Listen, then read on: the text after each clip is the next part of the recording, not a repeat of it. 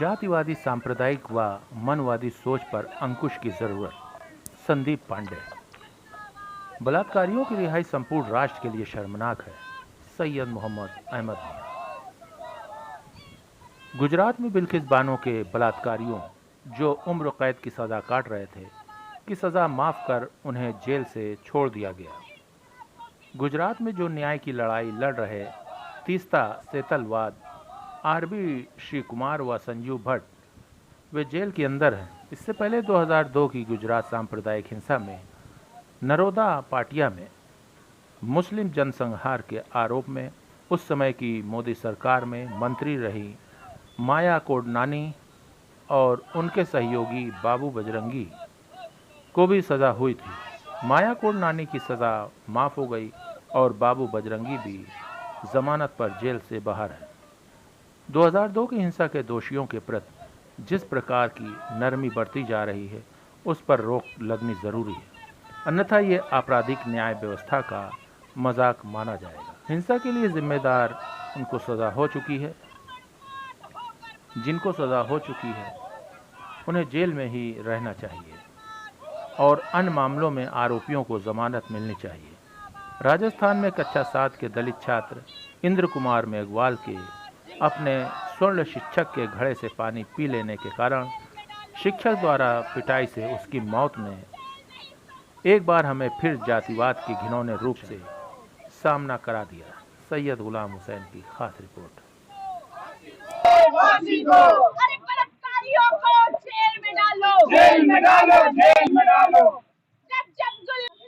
आज लखनऊ में socialist party द्वारा यहाँ पे देख रहे हैं सामाजिक कार्यकर्ता जमा हुए हैं। इंद्र कुमार मेघवाल और बिल्किस बानो को न्याय मिलने हेतु यहाँ पे सब जो है जमा हुए हैं। ये तमाम अलग अलग संस्थाओं से हैं। खासकर हमारे बीच देख रहे हैं कि लगातार संदीप पांडे, मोहम्मद अहमद हो, एडवोकेट शोएब जी हो, अजरा मुबीन जी हो, ये लोग लगातार जो है इस तरह के आंदोलन करते रहते हैं। इनसे पूछा जाए कि आप लोग जिस तरह से आज आंदोलन कर रहे हैं, आंदोलन का उद्देश्य क्या है? बिल्किस बानो को गुजरात राज्य सरकार ने उनके आरोपियों को जिस प्रकार से बरी किया है उसको लेके संपूर्ण राष्ट्र में जो है एक तरह का विद्रोह मचा हुआ है कि राज्य सरकार ने बहुत ही गलत कदम उठाया है। आइए संदीप पांडे भी हमारे बीच में, इनसे पूछा जाए कि क्या उद्देश्य क्या है। संदीप जी, आज का क्या जो आपने जो प्रदर्शन रखा है उद्देश्य क्या है? देखिए, कई घटनाएं देश में ऐसी हुई है जैसे बिल्किस बानो के बलात्कारियों को छोड़ दिया गया है, जबकि गुजरात में ही तीस्ता सेतलवाद आरबी श्री कुमार और संजीव भट्ट जेल में है जो न्याय की लड़ाई लड़ रहे थे। तो ये कौन सा गुजरात का मॉडल है कि निर्दोष जेल में और दोषी जेल के बाहर? इसका हम लोग विरोध कर रहे हैं। राजस्थान में इंद्र मेघवाल जो घड़े से पानी पिया, उसके टीचर जो सवर्ण था उसने उसको इतना मारा कि उसकी मौत हो गई, उसमें हम न्याय की मांग कर रहे हैं। और अभी जो झारखंड में एक महिला को जलाया गया है उसकी क्या हकीकत है, उसमें हम जांच की मांग कर रहे हैं। इन सब घटनाओं को लेके आज विभिन्न संगठनों ने ये धरना दिया हुआ है। संपूर्ण राष्ट्र में बिल्किस बानो के लिए जो है आवाज उठ रही है। ऐसे में ऐसे कौन से तत्व हैं जो राज्य सरकारों को उत्साहित कर रहे हैं कि ऐसे आरोपियों को रिहा किया जाए? देखिए, ये बहुत साफ है, भारतीय जनता पार्टी की सरकार है गुजरात में। वो जो बलात्कारी है, जो जिनका ताल्लुक हिंदू धर्म से है, उनको छोड़ के वो एक संदेश देना चाहती है कि वो हिंदुओं के प्रति नर्म है और जो जिसके साथ अन्याय हुआ है वो मुस्लिम है। तो ये मुस्लिम और हिंदू को बांट के वोटों के ध्रुवीकरण की राजनीति है, हम इसका विरोध करते हैं। संदीप पांडे जी, राष्ट्र हमारा कहाँ जा रहा है? अगर इसी प्रकार से है, बहुसंख्यक अल्पसंख्यकों पे अन्याय करेंगे तो राष्ट्र कहाँ जा रहा है? इसीलिए हम लोग धरने पे बैठे हैं कि ये जिस दिशा में हमारा राष्ट्र चल पड़ा है, जहाँ धर्म के आधार पे और जाति के आधार पे ध्रुवीकरण हो रहा है और जाति और धर्म देख के लोगों को सजा होती है और छोड़ा जाता है, ये आपराधिक न्याय व्यवस्था के साथ मजाक है। और हम चाहते हैं कि जो हमारी संविधान और संवैधानिक संस्थाएं हैं वो ठीक से काम करें, वो तटस्थ रहें तो इस सब के लिए आज का धरना रखा गया है। आपने किसको इस संज्ञान में दिया है संपूर्ण विषय, और किससे आपने अपील के लिए जो है दरखास्त दी है? आज का जो ज्ञापन है वो तीनों मामलों में बिल्किस बानो, इंद्र मेघवाल और अंकिता के मामले में एक ज्ञापन हम राष्ट्रपति को संबोधित करके यहाँ अधिकारियों को दे रहे हैं। मैडम, आप भी एक महिला है, जिस प्रकार से बिल्किस बानो के आरोपियों को छोड़ दिया गया, कहाँ तक आप इसको सही समझती है और कहाँ तक राज्य सरकार की गलती है? देखिए, हम ये मानते हैं कि जैसे जो भी बिल्किस बानो के साथ हुआ वो एकदम बिल्कुल सरासर जो है उनके साथ सरकार सही कदम नहीं उठा रही है। और किसी भी महिला के लिए ये स्वाभिमान की बात है कि जब तक हम ये मानते हैं कि सरकार का काम है कि ऐसे अपराधियों को, ऐसे दंगाइयों को, बलात्कारियों को घसीट लेना चाहिए और उनको जेल में होना चाहिए। लेकिन आज का पूरा जो माहौल बन रहा है और ये सरकार जो कर रही है कि जो अन्याय के खिलाफ जो लोग खड़े हो रहे हैं वही जेल में जा रहे हैं। सरकार कह रही है कि आप जैसे कार्यकर्ता जो है सरकार को बदनाम कर रहे हैं। कैसे बदनाम कर रहे हैं? क्या जहाँ भी जुल्म हो रहा है, जहाँ अत्याचार हो रहा है, क्या हमें नहीं खड़ा होना चाहिए? भारतीय जनता पार्टी के नेता कह रहे हैं कि वो लोग जो है संस्कारी थे। ये संस्कार की किस तरह की बात करेंगे? हमारी बहू बेटियां क्या सुरक्षित है घरों में? कोई भी बेटियां, एक तरफ कहते हैं बेटी पढ़ाओ बेटी बचाओ, और क्या चल रहा है ये स्थितियां हम लोग देख के। कोई भी महिला, कोई भी अगर पुरुष होगा वो इस वक्त सड़कों पे उतरेगा और ऐसे सामना करेगा ऐसे सरकार का। लेकिन महिलाएं भी पूरी तरह से जो है इस संपूर्ण विषय को लेके जो है भड़की हुई हैं, रोष में है। हमारे बीच बहुत से लोग हैं, आइए पूछा जाए। जिस तरह से अजरा मुबीन जी हैं, महिलाओं की बात आती है तो बहुत सी महिलाएं यहाँ पे हैं जो इसमें पूरी तरह से जो है इस संपूर्ण आंदोलन की सहभागी है। आइए हम पूछा जाए। मोहम्मदी मिशन से मोहम्मद अहमद मियां भी हैं और वरिष्ठ अधिवक्ता मोहम्मद शोएब जी भी हैं। बहुत से यहाँ पे जो है अधिकारी हैं, आइए इनसे पूछा जाए। शोएब साहब, आप भी आज जो है जिस प्रकार से इंद्र कुमार के लिए आप यहाँ पे आए हैं और बिल्किस बानो के न्याय के लिए जिस प्रकार से राज्य सरकार ने, गुजरात राज्य सरकार ने किया, इस संपूर्ण विषय को आप कैसे देखते हैं? ये संपूर्ण विषय सिर्फ ये है कि जनता का ध्यान ऐसे मसलों में फंसाओ जो उसके किसी मतलब का ना हो। हमारे ऊपर जुल्म करेंगे जाति के नाम पर, धर्म के नाम पर, संप्रदाय के नाम पर। तो इस तरह से हम अपने को बचाते हैं कि संप्रदाय के नाम पर हमारे साथ अन्याय ना हो, जुल्म ना होने पाए। जुल्म करने वाले एक तबका होता है जो जुल्म करने के लिए तैयार होता है। तो इस तरह से हिंदू मुसलमान और जातिवाद के नाम पर बांट करके लड़ा रहे हैं और इसका फायदा सिर्फ दो लोग आजकल उठा रहे हैं। वो दो जो बेच रहे हैं इस मुल्क को और वो दो जो खरीद रहे हैं, वो फायदा उन्हीं दो खरीदने वालों को होता है। आप एक वरिष्ठ अधिवक्ता है, आप जो है राष्ट्र को कहाँ जाते देख रहे हैं? राष्ट्र को नहीं बल्कि पूरी दुनिया को मोदी के साम्राज्य में देख रहे हैं। मोदी का साम्राज्य पूरी दुनिया पर काबिज है और ये उसी वक्त फटका फूलता रहेगा जब तक पूरी दुनिया धर्म, जाति, संप्रदाय के नाम पर लड़ेगी और आपस में वो लड़ते रहेंगे और मोदी अपना साम्राज्य पूरी दुनिया पर स्थापित कर देंगे। हमारे बीच शोएब, एडवोकेट शोएब, मोहम्मद शोएब साहब थे। आइए हमारे बीच उसराना जी है। उसराना जी, ये संपूर्ण विषय को आप कैसे देखती हैं? देखिए, ये बहुत जो अपराध था उनका वो बहुत घिनौना अपराध था, जिसके लिए उनको फांसी पर भी लटका दिया जाता तो बहुत कम था उसके लिए। और इस सरकार ने वो जो मुजरिमों को छोड़ा है इसकी मैं बड़ी निंदा करती हूँ और मैं तुरंत गिरफ्तारी की उनकी मांग करती हूँ, क्योंकि इतने घिनौने अपराध के लिए माफी भी कोई भी जगह नहीं है कानून में, किसी संविधान में हमारे। तो मैं जितना हो सकेगा इसके खिलाफ हूँ और सरकार से भी यही निवेदन है कि ऐसे अपराधियों को खुला ना घूमने दिया जाए और फौरन उनकी गिरफ्तारी करी जाए। वो सरकार, राज्य सरकार के नेता उनसे संस्कारी कह रहे हैं। देखिए, अभी एक ही बात कही जाए अगर कि संस्कारी है तो जहाँ तक हमने बीजेपी को देखा है इसने बलात्कारी और लुटेरे एक नंबर के सब प्रबल है। तो इनको ये लगता है कि इन लोगों को छोड़ के हम अपना समूह बना लेंगे, तो बिल्कुल नहीं इनका समूह बन पाएगा। ये गंदगी ज्यादा दिन तक नहीं रुकेगी और इसके खिलाफ हम लोग हमेशा आवाज उठाते आए हैं और आवाज उठाते रहेंगे। महिलाएं पूरी तरह से आंदोलित हैं, बता रही हैं कि बिल्किस बानो कि जिस प्रकार से रिहाई राज्य सरकार ने किया है बहुत ही शर्मनाक है। हमारे बीच मोहम्मदी मिशन के यूथ अध्यक्ष मोहम्मद अहमद साहब है। मोहम्मद अहमद साहब, बिल्किस बानो के प्रकरण को आप कैसे देखते हैं?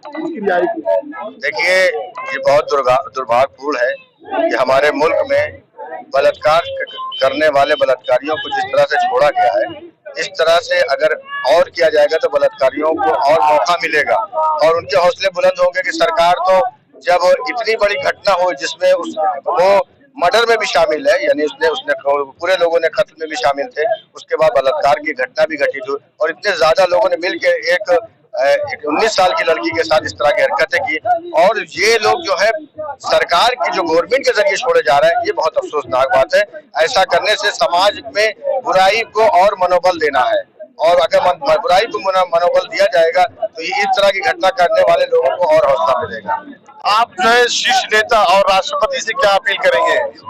देखिए, हमें तो राष्ट्रपति हो, प्रधानमंत्री हो और हम गुजरात के मुख्यमंत्री हो या प्रदेश के हमारे मुख्यमंत्री हो, हमारा ये कहना है कि खास तौर से जो औरतों की सुरक्षा की आप लोग बात करते हैं, उनकी इज्जत और अजमत की बात करते हैं, उनकी सुरक्षा कैसे होगी जब इस तरह के लोगों को आप आजादी दिला देंगे और उनको आजाद होकर मुल्क में टहलने की मौका मिल जाएगा तो दूसरे लोगों को तो इससे आपकी जो करनी और कथनी है उसमें उनको खुद नजर आ जाएगा कि ये जो कहते कुछ है और अमल कुछ और करते हैं। आप देख रहे हैं कि तमाम समाज सेवी जो है आज आंदोलित हैं और आंदोलन ये लखनऊ के शीर्ष नेता हैं जो हर तरह की जिस तरह की जो विषय को लेकर हमेशा आंदोलन करते रहते हैं ताकि जनता को न्याय मिल सके। मैं सैयद गुलाम हुसैन शबाब नूर के साथ लखनऊ से एसबी न्यूज लाइव के लिए। चलिए, जिस तरीके से अभी रिहाई हुई, खासकर जिन लोगों ने अन्याय अत्याचार किया और उनको अन्याय अत्याचार के बाद भी आपने सकुशल रिहाई कर दिया, इससे क्या हुआ, समाज में और देश में महिलाओं का अन्याय करने वालों का मनोबल बढ़ गया और मनोबल बढ़ने से क्या हुआ कि सदियों से हम देखते हैं महिलाओं का हमेशा मनोबल तोड़ा जाता है। अगर मनोबल तोड़ा जाएगा तो इस देश में 50% की आबादी जो महिलाओं के लिए भागीदारी की हम बात करते हैं, इक्वलिटी बिफोर लॉ संविधान कहता है, बट अगर देखा था आज के वर्तमान में भाजपा सरकार के अधीन जो भी सरकार चल रही है उसमें हम लोगों को कोई भी न्याय नहीं मिल रहा, महिलाओं को न्याय नहीं मिल रहा है।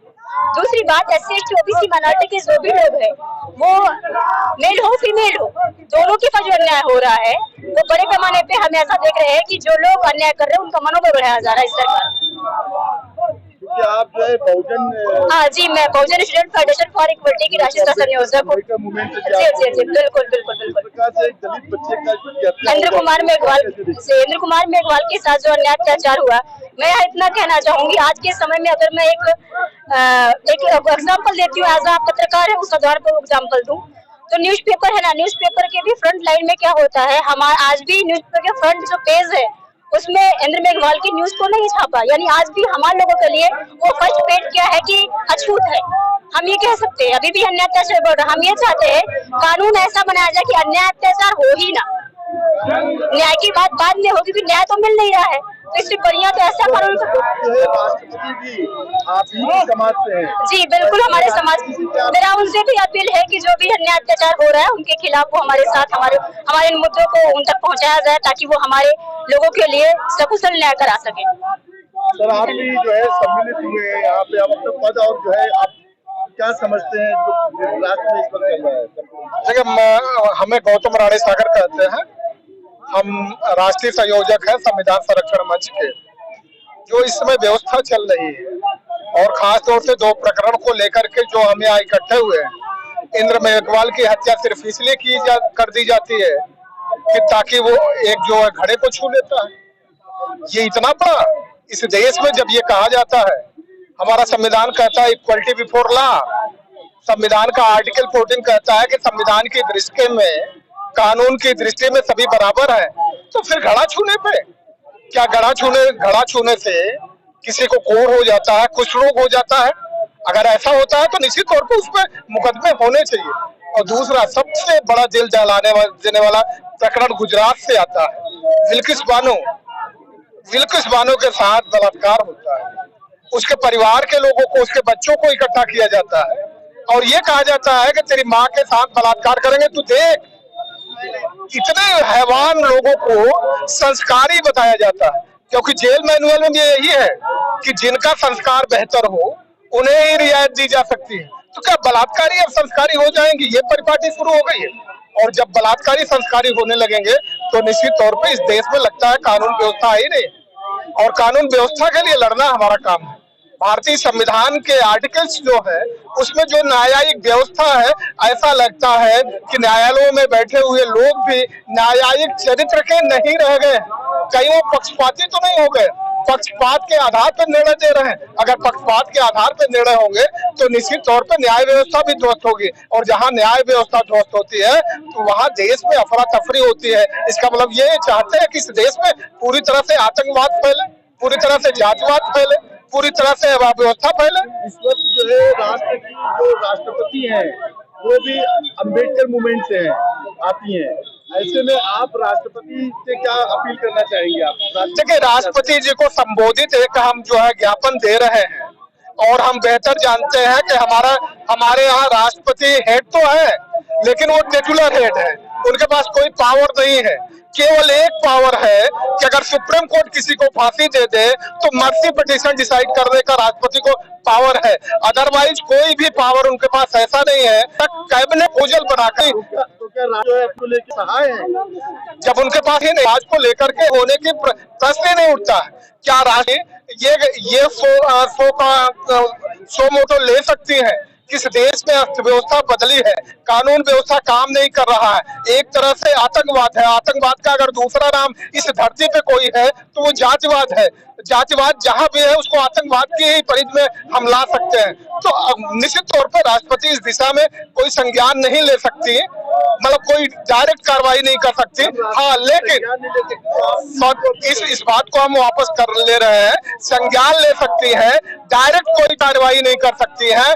इसलिए संज्ञान लेने के बाद वो गवर्नमेंट को डायरेक्ट कर सकती है, ये पावर उनका है, डायरेक्ट कर सकती है। तो हमें लगता है कि निश्चित तौर पे अगर उस देश की टिटुलर हेड ही सही टिटुलर हेड है तो शायद संज्ञान ले और गवर्नमेंट ऑफ इंडिया को ये करें कि किसी भी जेल मैनुअल में बलात्कारी को संस्कारी तो नहीं साबित किया जा सकता। कोई भी हमारे आईपीसी और सीआरपीसी की कोई ऐसी धारा नहीं है जो बलात्कारी को संस्कारी सिद्ध कर सके। अगर ये किया गया, निश्चित तौर पे ये लगता है क्या इस देश में कानून का राज नहीं रह गया, कानून ध्वस्त हो गया है? ये बड़ा प्रश्न है। क्या बलात्कारी संस्कारी हो जाएगा? ये प्रश्न, यही प्रश्न हम जो है राष्ट्रपति जी के सामने भी रखना चाहते हैं कि महामहिम मैडम, आपको इसमें विचार चेक करना चाहिए। क्या जेल मैनुअल ये कहता है जो संस्कारी लोग होंगे, जो छोटे मोटे उन्होंने अपराध किया होगा, लेकिन जेल में जाने के बाद ये लगता है उनसे अपराध गलती में हो गया है तो वो सजा उनकी माफ की जाती है। लेकिन बलात्कारियों जिनके बच्चों के सामने माँ के बलात्कार किए जाते हैं, इसके बाद बच्चों को मार दिया जाता हो, ऐसा दुष्ट व्यक्ति, ऐसा महापापी व्यक्ति को संस्कारी आप सिद्ध करेंगे? ये संभव नहीं। इस देश में ऐसा नहीं चल पाएगा। थोड़े दिन तक आप लोगों को डरते हैं, लेकिन ये यहाँ लोकतंत्र है, और लोकतंत्र के आधार पे जो साहिब मसनद है वो इनका अपना पक्का मकान नहीं है। ये इस मकान के मालिक नहीं, इस देश के मालिक नहीं है, एक किराएदार है, हमारे प्रतिनिधि है। और निश्चित तौर पर हम देश के सामने भी ये कहेंगे कि ये प्रतिनिधि हमारा निकम्मा निकल गया। ऐसे प्रतिनिधि को निश्चित तौर पर दोबारा देश के प्रतिनिधित्व की जिम्मेदारी नहीं मिलनी चाहिए, ये बात कहना चाहते हैं।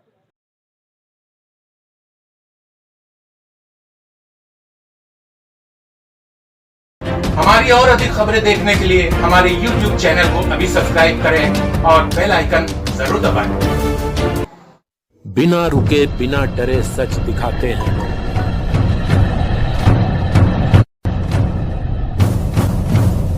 सच का जज्बा लिए आगे बढ़ते हैं हम।